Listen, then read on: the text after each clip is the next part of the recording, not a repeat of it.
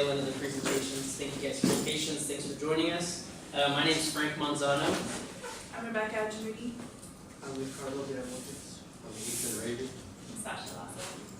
And today we're going to be talking about Tesla Motors Incorporated and the name change that recently happened in 2017. So you guys just bear with us for a little bit. So we're going to be going over Tesla Incorporated, the rising popularity of clean energy, which Becky's going to go over, new technology and products, effective the name change on the revenue, the execution plan, and we're going to conclude it out with some final thoughts. So in 2017, February 1st, Tesla Motors changed their name to Tesla Incorporated. Now this might not seem like a big deal to you and I, but actually there was a lot going on behind the scenes. So this quote from Elon Musk, the CEO of Tesla Incorporated, is kind of sheds some light on that change. What they were trying to do is create a cleaner and brighter future for energy, solar energy in particular, and they're accelerating the advent of cleaner energy. Now what that means is they want us to kind of change our minds in how we view Tesla. How many know the cars? Everybody's seen it. They look awesome. Super fast, super cool, the biggest ion batteries that have ever been created. But they are doing so much more, and that's something that the group's going to be talking about. So like I said, they're branching out. Of course, we know the electric vehicles, the ion batteries, which are the biggest that have ever been created in the history of humankind. Sustainable public transportation, considering the Hyperloop, which can get you from Los Angeles to San Francisco in 30 minutes, travels 800 miles an hour. So that's something that Elon Musk and Tesla are working on. As well as solar panels, which Becky's going to go over in the acquiring of solar panels and the popularity of it. Okay, so I'm Rebecca again, and I'm going to talk to you a little bit about the growing popularity of solar and alternative energy. So some of the market trends that are relevant to the name change: there's been an increase in the sales of electric vehicles, also changing gas prices, and also a change in consumer preferences, meaning that lately people have been more eco-friendly and they're looking for cleaner energy for a lower price. The government is encouraging this through federal incentives, specifically a tax credit, which is a 30%, which means that when you pay for the installation of solar panels in your house, either residential or in your business, you can take 30% of the installation price and deduct it from your income taxes.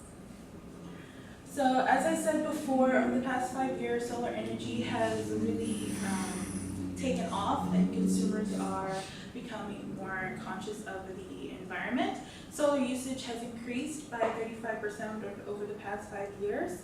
And the usage of the actual cells in the solar panels that convert radiation into energy that we can use, that usage has increased by 42%.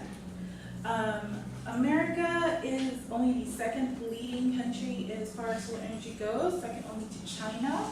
China's really taken the bull by the horns here and really embraced the solar movement, you could say. This is obvious by the fact that they have installed over 85 million solar systems and all over China, not just in the cities, but also in the more rural areas where people are poor and they can't afford electricity, so solar is very useful there.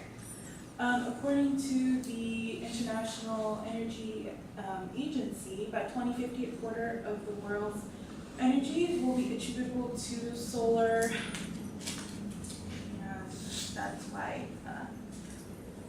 it's a good idea for Tesla to be branching out into these different markets, and Ricardo will tell you more about their products. One of their products is the Model X vehicle. The vehicle has the HEPA filter, which eliminates pollution, viruses, bacteria, and pollen from the air. And it has 3 modes: circulate with the outside air, circulate with the inside air, and bioweapons defense mode. Another vehicle they have is the Model 3, which hasn't been released yet. It will be released on mid-2017. It will start at $35,000, and it has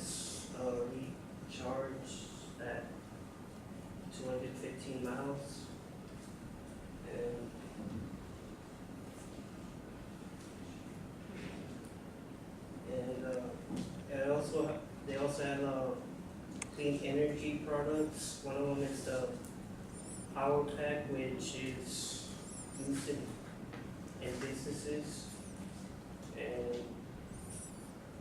it makes the businesses more efficient.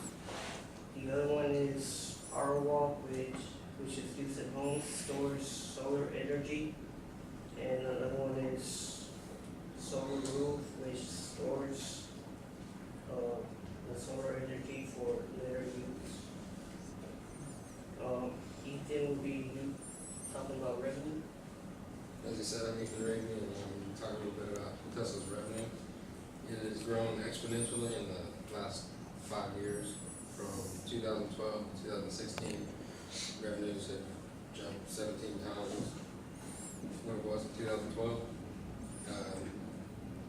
They have very high revenues, but as you can see, the net income is still in the red. That's because they spend, in 2016, they spent $835 million in research and development. That's over 50% of what their profits were. And then in 2015, they spent 75% of their profits in research and development, which allows them to move into this new company direction of the clean energy and the new products that they're released.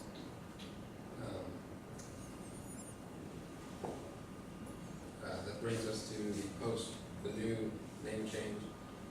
The projected revenues for this year are going up $4.3 billion, sorry.